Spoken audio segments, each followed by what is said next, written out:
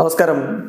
Raft of ഫുട്ബോളിലേക്ക് എവർക്കും സ്വാഗതം. UEFA champions ലീഗിന്റെ ക്വാർട്ടർ ഫൈനൽ ആദ്യപാദ മത്സരത്തില് ലണ്ടനിലെ ബയേൺ മ്യൂണിക്കും ആഴ്സണലും 2-2 സമനിലയാണ് പിരിഞ്ഞത്. അതിൽ ചില വിവാദങ്ങൾ ഉണ്ടായിട്ടുണ്ട്. പെനാൽറ്റിയുമായി ബന്ധപ്പെട്ട ബുക്കായോ സാക്കയെ ന്യൂ ഇയർ വീട്ടിയതിന് പെനാൽറ്റി കൊടുത്തില്ല എന്നാണ് ആഴ്സണലിന്റെ വാദമെങ്കിൽ ആഴ്സണൽ ഗോൾ കീപ്പർ തട്ടിക്കൊടുത്ത പന്ത് ഗബ്രിയേൽ കൈകൊണ്ട് പിടിക്കുകയും അതവിടെ വെച്ചിട്ട് വീണ്ടും തിരികെ അടിക്കുകയും ചെയ്തു. അത് പെനാൽറ്റിയാണ്, അത് തന്നില്ല എന്നുള്ളതിൽ ശക്തമായ പ്രതിഷേധം തോമസ് ടൂഷൽ രേഖപ്പെടുന്നു. റഫറിക്കെതിരെ അദ്ദേഹം ആഞ്ഞടിക്കുകയാണ്. റഫറിയുടെ എക്സ്പ്ലനേഷൻ വളരെ ബാലിശമായി പോയി. റഫറി പറഞ്ഞത് അത് കിഡ്സ് മിസ്റ്റേക്ക് ആണ്. യുവേഫ ചാമ്പ്യൻസ് ലീഗ് പോലുള്ള ഒരു കളിയിൽ അത്തരം മിസ്റ്റേക്കിന് താൻ പെനാൽറ്റി കൊടുക്കാൻ ആഗ്രഹിക്കുന്നില്ല എന്നാണ് റഫറി പറഞ്ഞത്.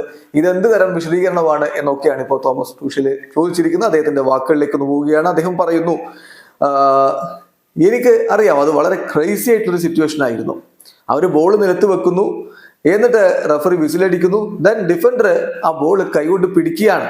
എന്തൊരു മിസ്റ്റേക്ക് ആണത്. റിയലി ആ ഒരു മിസ്റ്റേക്കിൽ ഒരു എക്സ്പ്ലനേഷൻ തരേണ്ടതുണ്ട്. ആ തന്ന എക്സ്പ്ലനേഷൻ ആണ് ഞങ്ങൾ ശരിക്കും ദേഷ്യം പിടിപ്പിച്ചിരിക്കുന്നത്. ഞങ്ങളുടെ താരങ്ങളോട് റഫറി പറഞ്ഞത് അത് കിഡ്സ് മിസ്റ്റേക്ക് ആണ്. യുവേഫ ചാമ്പ്യൻസ് ലീഗിന്റെ ക്വാർട്ടർ ഫൈനലിൽ അത്തരത്തിലുള്ള ഒരു മിസ്റ്റേക്കിന് ഒരിക്കലും താൻ പെനാൽറ്റി വിളിക്കില്ല എന്നാണ് റഫറി പറഞ്ഞത്.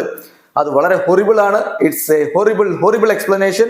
കിഡ്സ് മിസ്റ്റേക്ക്, അതുപോലെ അഡൽട്സ് മിസ്റ്റേക്ക്, എന്ത് മിസ്റ്റേക്കോ ആവട്ടെ, ഞങ്ങൾ കൃത്യമായിട്ടും ഇതില് ദേഷ്യത്തിലാണ്. അതൊരു ഹ്യൂജ് ഡിസിഷൻ ആയിരുന്നു, ഞങ്ങൾക്കെതിരെയുള്ള വലിയ ഡിസിഷൻ ആയിരുന്നു അത് എന്ന് തന്നെ ഇപ്പൊ തോമസ് ടൂഷൽ പറഞ്ഞിരിക്കുന്നു. എന്തായാലും റഫറിയുടെ ആ ഒരു തീരുമാനത്തിൽ വലിയ രൂപത്തിലുള്ള പ്രതിഷേധങ്ങളും വിമർശനങ്ങളും ഒക്കെ വരുന്നുണ്ട്. വീഡിയോ അവസാനിക്കുന്നു.